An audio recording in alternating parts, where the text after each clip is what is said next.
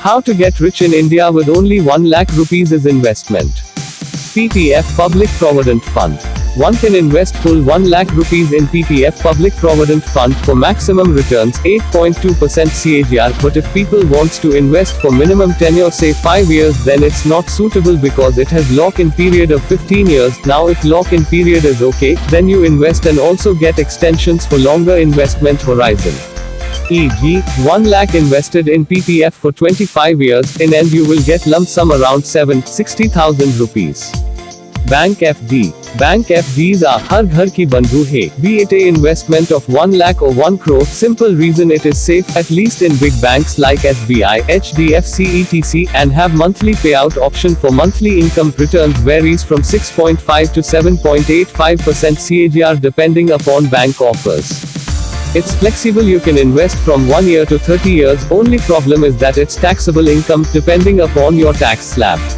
Gold. Long-term investment in gold can fetch good returns, but there will be times like if you had bought gold in 2012 to 2013, price was 31,000 approx until 2017, your investment not given single rupee returns, so for long-term investment one can opt gold. I don't like to invest more than 10% of my total investment in gold. Now coming to question, what is the best solution for maximum returns, flexible tenure and tax exemptions without investing in stock or mutual funds? I will tell what I will do. First case. For more than 1 year, I mean for longer period, I have taken below theme for exiting flexibly, because people may want to exit in 5, 10 or 12 years. For 5 years your investment 100,000 in SCSS will give lump sum up to 150,000 rupees including investment. SCSS, Senior Citizen Savings Scheme, but this is applicable for senior citizen. If you are young then you need to keep money in your parents' name. Interest rate 8.2 to 8.4%. You can exit now, total 5 years.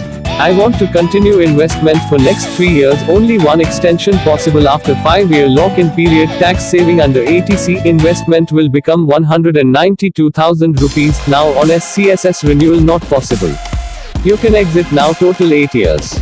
Still want to continue for another 4 years, invest 192,000 rupees for next 4 years in post office time deposit. Tax benefit, interest rate 7.7 to 7.8%, your investment becomes to 54,000 rupees. You can exit anytime in 4 years, total 12 years till now. Now if still want to continue invest for another say 15 years, invest 150,000 rupees from 254,000 in PPF, lock in 15 years, interest rate 8.5%, investment will become 510,000 rupees. And rest 104,000 rupees in NSC, National Savings Certificate, interest rate 7.9% till PPF ends.